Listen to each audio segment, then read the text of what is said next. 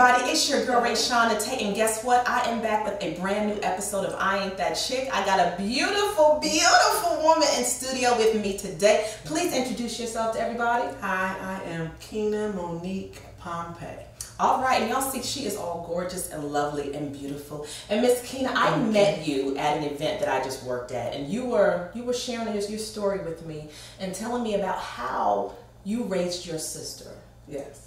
So I want you to, and that's not common, that's not normal for you to raise your sister. So I want you to take me back a little bit and tell me how that came to be. I was a teenage girl. I found out that I was pregnant and my mom was pregnant at the same time. What? Okay, that's a story in and of itself. That's a story in and of itself. What did your mom say when she found out you were pregnant? Oh, she was so excited. Really? I was so nervous. I went to work. I wrote out a letter and I said, you know, I'm sorry to disappoint everybody, but I'm pregnant and, you know, we can talk about it later. I came home from work and there was a whole living room full of people. Like, Mom, we have a baby. I said, we? I like that. Oh I like that because, you know, some teenagers, when they find out they're pregnant, and just because of the thought of pleasing or displeasing their parents, they'll make a rash decision that may not be in the best interest. How old were you? 19. 19? Oh, well, so 18. You were grown, though. Yeah, I graduated from high school, and I've been dating my ex-husband. He was my boyfriend at the time. I had been dating him for a little over a year and a half. Okay. And I was a nervous wreck. You were nervous, you were scared. Oh, so scared. Oh, I'm disappointing everybody. And, yeah. You know. But you decided to keep your baby. Yeah, I was like, well, you know, I'm here. So when you say you and Mom... No, I kept saying, no, it's coming. It's coming. Oh, yeah, my cycle's just changing. It's coming. Oh, and it never came. Oh, no, 3 months, no. And you still waiting 3 months for it to come? Oh, yeah. Really? You were just hoping. You were just hoping and ignoring whatever. Oh Lord, let it come. Oh, I was regular. Oh, and you was and it just so you knew you were pregnant and you. I was just so scared. You were so scared, but you did it though. But you had like a village already ready to help you. And yes. Stuff. Yeah. So you said your mom was pregnant at the same time. Who was pregnant first? My mom. Your mom. Okay. So what did you think? Like, okay, my mom's pregnant. I'm pregnant, and. You know what? I didn't really think about her because she was grown. She was grown. She was mom. And she had me at 19 and she was 38. Okay. And she had, you know, my sister. But I was a nervous wreck because I'm like, oh man, I wanted to go to school. I wanted to live. I had so many things that I wanted to do. My plans were so vast, but life. Yeah, life. Living, and God had another plan, or God saw another plan coming. Yeah. So, and He shifted and moved that thing. So you had, Mom has her baby, and then you 4th of July. 4th. Wow! Happy birthday to the baby. She knew she was having a girl. She said that God spoke to her and told her that she was gonna have a little girl on the 4th of July, and she said a time. Wow! I said, this lady is crazy. No, was your mom married at the time? Was your dad? No. So that's not my dad. Okay, she has a separate dad. Okay, wow. Okay, but God does speak, and I believe that. So she had a girl. And she had a girl on the 4th of July. Look at God. God is awesome. And her date was like the 12th or the 13th. But she had it on the 4th of July. So God is preparing her. Did God say anything to you while you were pregnant? No. I couldn't hear him. Like, just leave me out here on my own, right? I was trying like. Okay, they see me with these maternity clothes on, so they know. They know. Were you embarrassed at all? I was, yeah, I was grown, but not really. I just graduated from high school. You felt like a kid still. Yeah, but I thought I was grown. Okay, all right. I thought I was grown since I was about 13. Okay, I got you. So, you know, I was a little different than everybody else, because when everybody else was just playing and jumping rope, I was thinking, man, when I get my house. Yeah, you was planning. Yeah, so I always had... You had goals. You was down the road. So now your mom has your sister and you have your baby. How is that initially? Okay, so my mom had lost our apartment my senior year in high school. Okay. So she was living in a rooming house, and she had my sister, and they lived in the rooming house. And then I was living with one of my cousins in Irvington my senior year. Okay. And then I left from her house. From Pansy's house, and I went to my aunt's house because my brother was there. Okay. And he was so lonely because when we lived in our apartment, we had a 2-bedroom apartment. So he and I shared a bedroom since forever. And now he's over there at my aunt's house, and my aunt was off the chain. She was nothing like my mother. My mother was mellow. She had issues, you know. She was a IV drug user, you know. Wow. So she had issues of her own. My aunt didn't think she had issues. Okay. But her and that Rheingold would tell you off. That was that beer. My dad used to work there. Yeah. So your mom, so growing up, your mom had issues with drinking. Was it your drugs and all of that? Okay. So was there any stability? It was great. It was great. We didn't know that we were poor. Okay. When we were in the projects, my mom, she was a functional addict. Okay. As crazy as it is, it's really people that are functional addicts. And she was one, And so she got up every morning, made sure we were dressed, that we ate, and she was high. She was high. She said from the time I was in the kindergarten, she was getting high.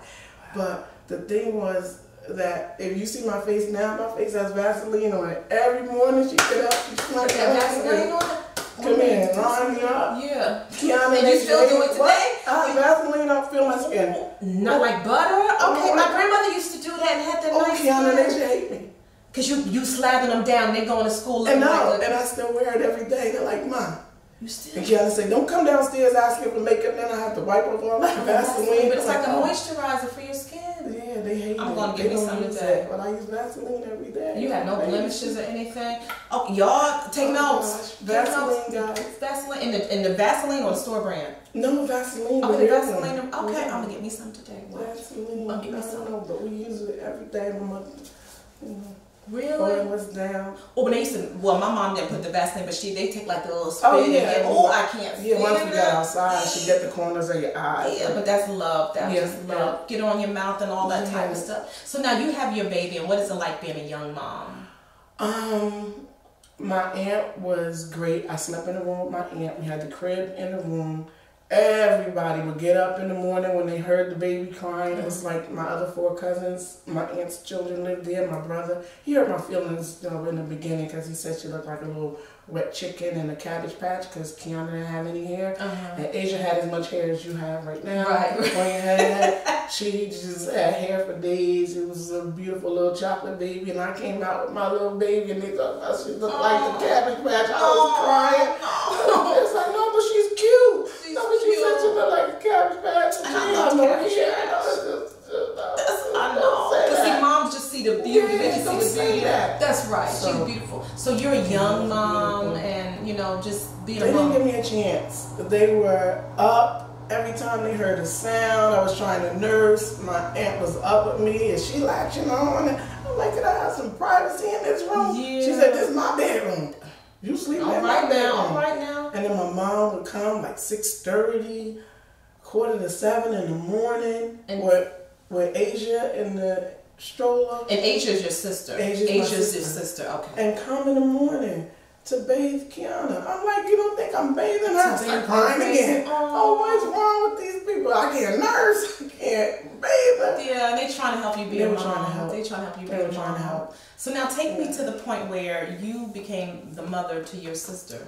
Okay, so... And what it was that big age difference between you and your sister. I'm 19 years older. You're 19 years old, and you got a new baby, and you got a baby sister. Yes, so now, Asia wasn't a baby long. Keena was a traditional baby. Okay. With the diapers, and I shook it out, and I washed my mouth by hand because she was allergic. But I had a lot of help, a lot of support. My in-laws were great, all the way up until she graduated from college. But what happened was, I got my first apartment, and I just turned 20. We just got married, and then my mom, she was living in Linden at the time, and she had an apartment there, and it was too expensive for her. Okay. So she said, I'm going to go back to the rooming house. And I was like, but everybody shares the bathroom there. Why do you want to do that? So then they came to live with me. So Asia and my mom were living with me in an apartment, And then my ex-husband and I had separated. Okay. And so the girls were there. We go to church. But how old are you at this time? I am 23. So you're 23. You got an ex-husband at 23. Your mama is living with you with her young daughter, and you got a young daughter. Yeah. Wow. So like you almost shift. You become the adult. I become the adult. Wow. So Asia's dad was still in the life of drugs, and my mom was trying to come out of the life of drugs, and I'm like, don't let him in here. Mm-hmm. And with all this transition, she began to get sick. When I was in the 8th grade, she missed my graduation and everything because she was in the hospital. She had kidney failure. Okay. So at this time, all of those things were coming back. Now, she had been blessed to go to the hospital, be in the hospital almost 7 months, come out with full kidney function.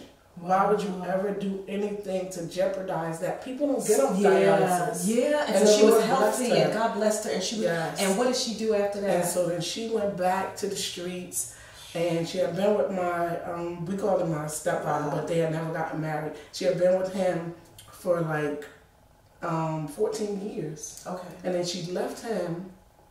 And it was like a whole issue with the IUD had to be removed, and it was causing cancer. And so it was in that transition that she started dealing with Asia's dad and became pregnant. So all the years she was with what we called, my brother and I, my stepfather, Morris, she never had, a baby. And then when the IUD stuff came out and the transition, and she was leaving Mars to go back into the life, and she got pregnant. She got pregnant with Asia. Oh, okay. And so now we're doubly hurt. Okay, so now we've been with Mars all these years, the man that helped raise us, and now you're having a baby. So now the first baby is what name? What's the name of the first baby? The first sister. Just Asia. Okay, just Asia. Okay. All right. So she got pregnant with. Okay, got it. So then they're living with me. Okay.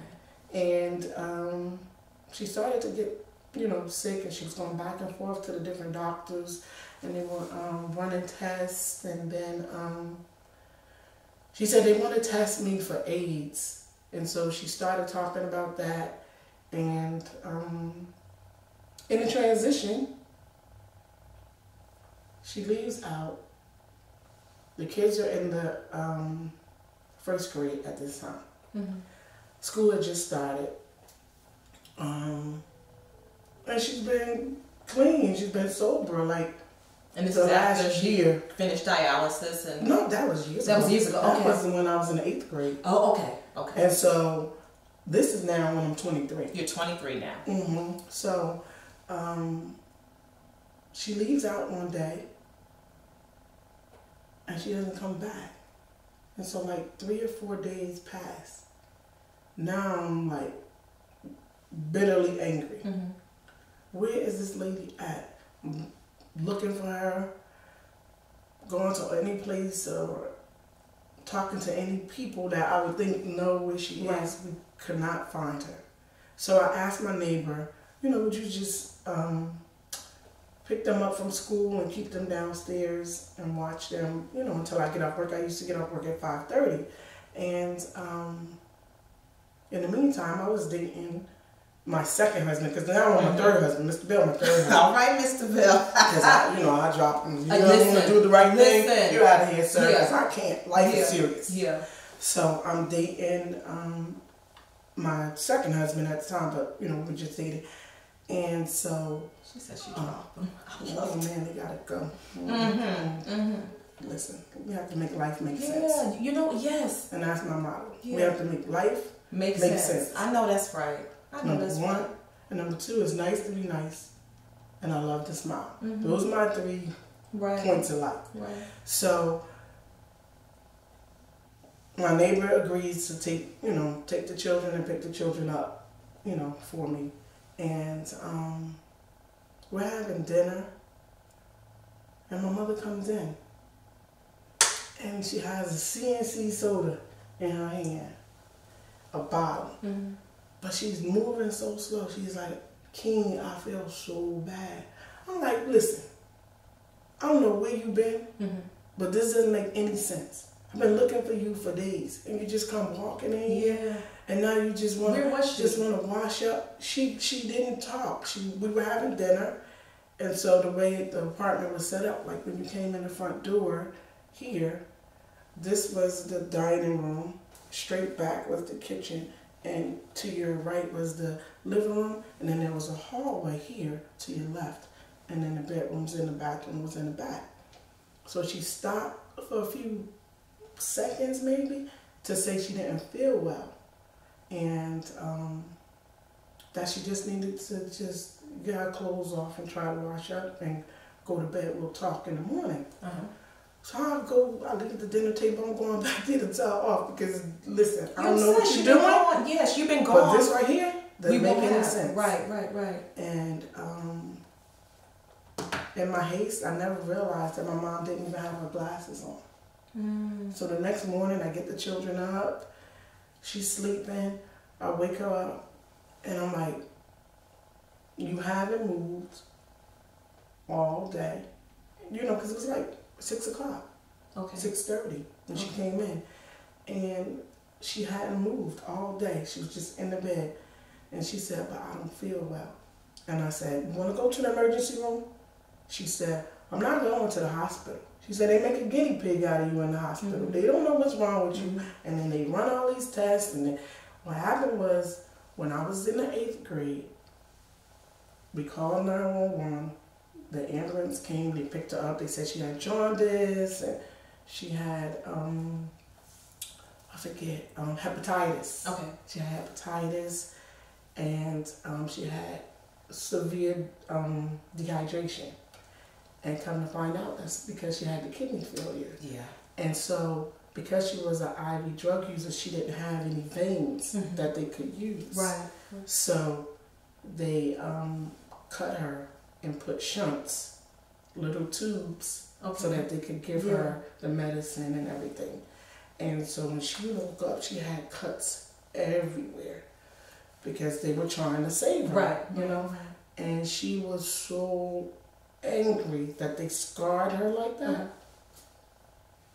And she said, never again.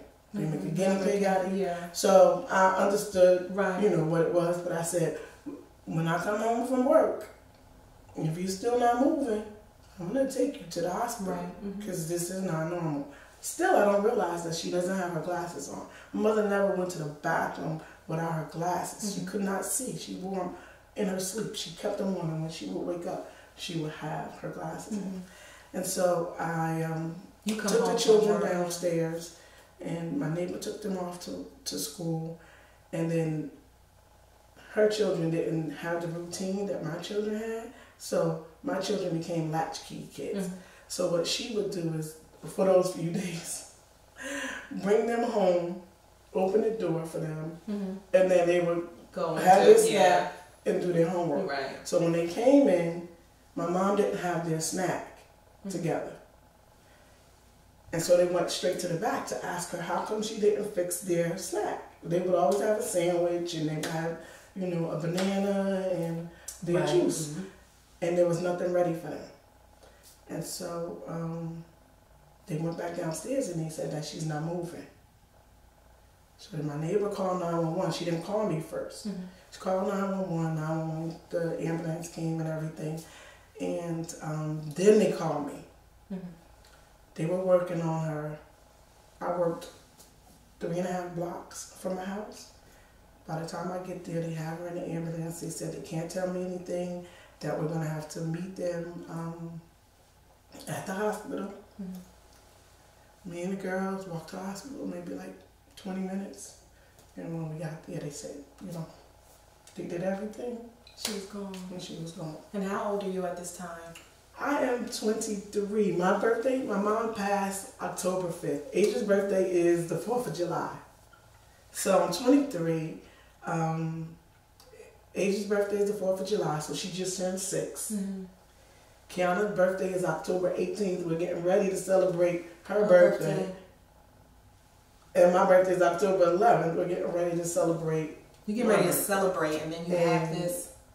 What at you your sister, I mean, Asia, my heart goes out to her because she was losing her mom. What happened? She was 6 years old? She had just turned 6. She had just turned her mom, and then 3 months before. This is your sister. Was she ever really a sister to you, or was she always kind of like a daughter? She was always like a daughter. Like a daughter, because of the age difference. And my mother was my daughter too. And that's a show in and of itself. Because you had to look out for her and protect her. And you never found out where she was all those days. No. So... And what did Mom die from? She actually died from kidney failure. But, you know, I'll never forget, my aunt comes into the kitchen, and this is a different aunt, not the one who I stay with. She said, King, can I just ask you something? I said, sure, Emperor Jean, what you want to say? She said, did you have AIDS? I said, do you know? I'm going to tell you like this. I don't know whether she had AIDS or not, but that's not what she died from. Cause of death is kidney failure. That's right. That's right. Run tell that. Run. There you go. Because I don't know. There you go. Kidney failure. There you go. I'm 23, about to be 24. My brother is in federal prison. It's only me, my brother who's 3 years younger, and then Asia who's 19 years younger by my mom. Yeah. So now my family's trying to get him from Indiana. We know in Indiana was Jackson 5. Come on back to Indiana. so what is that transition? They said no. So now I'm by myself. You by yourself. I have to get this together. But I have to keep these kids together. One thing I heard you said that you were like, you know, growing up, you got pregnant at 19, but you were kind of grown before then. So in a way, it was kind of like a preparation, do you think? I've been grown. You've been grown, so you've been prepared for this. I had my first job at 14. First job at 14. I said, Mom, what do I have to pay? Because all the children are saying that, you know, they have to give their parents rent money. My mother said, listen, you don't have to pay rent. I have to pay rent. She said, but if you want to give me something, you can give me something. Yeah. And from that point, I didn't have a bank account. I went to the local grocery store and we could cash our check. As long as we spent $10. Yeah. Thank you. Big W. Yeah. And I went to the Big W and I bought some groceries. And then I brought the groceries in. I found my little brother. I said, let's get your bus. Let's go to Broad Street. We're going to get us some school clothes. Yeah. So I was a caregiver.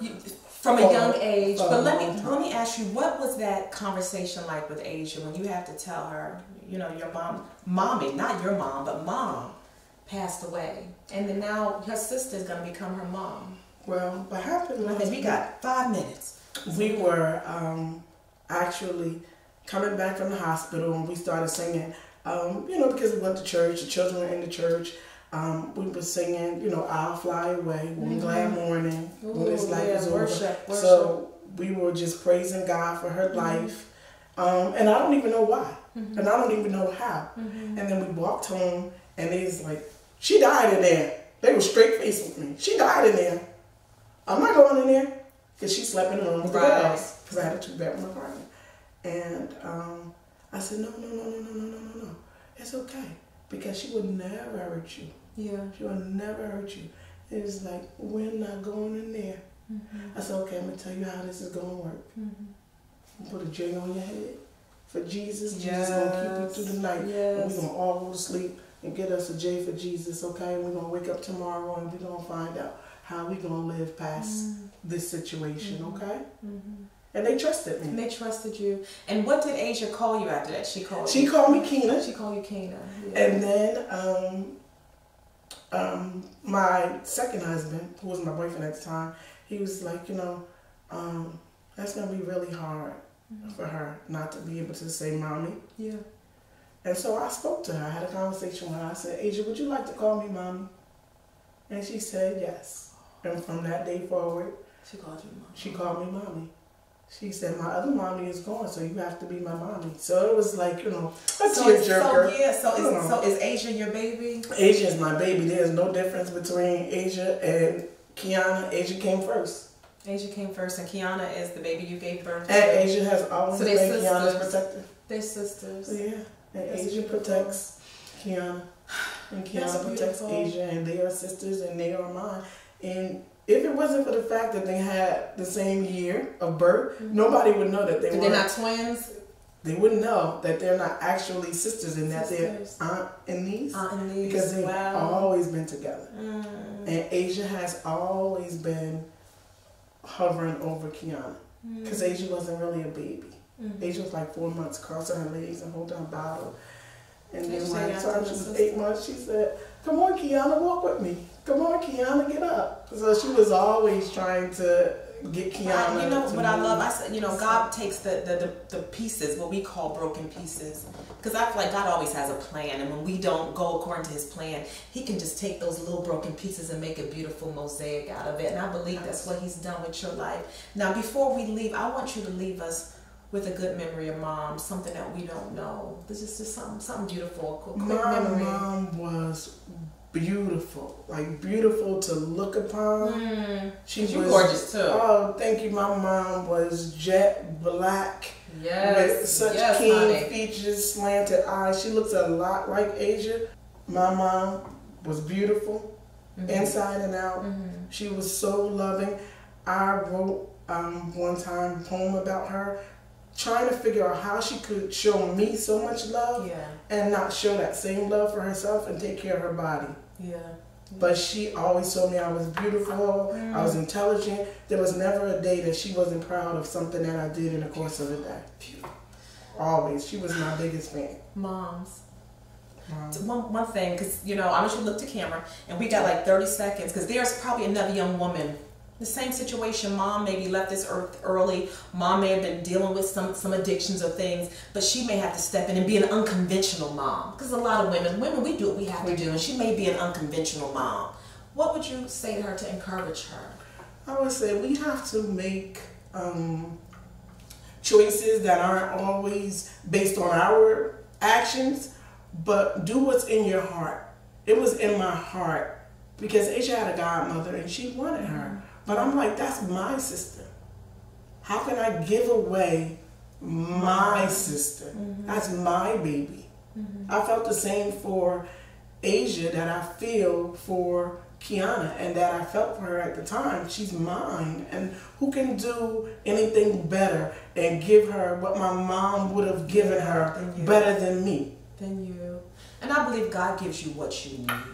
I believe so. For the journey. I believe so. I adore you. Thank you so much for sharing your story. We got to say goodbye to everybody. Bye, you guys. I want you to be strengthened and empowered. And what I say about I Ain't That Chick, I Ain't That Chick is about self-empowerment, self-awareness, and self-respect. And I just believe that women empower women when we share our stories. So although I see you, sis, looking beautiful and gorgeous, there are layers of experience, of a journey underneath. And I just believe when you share that journey, you help another sister to make it through. And I so appreciate you today for doing that. Thank you. Bye, you guys. Stay tuned for new episodes of I Ain't That Chick. See you soon. Thank you.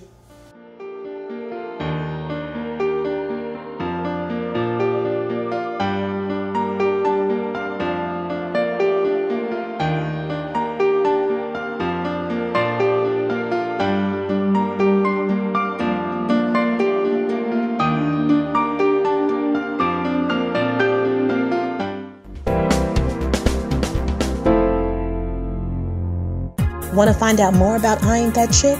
Visit our website at www.iaintthatchick.com.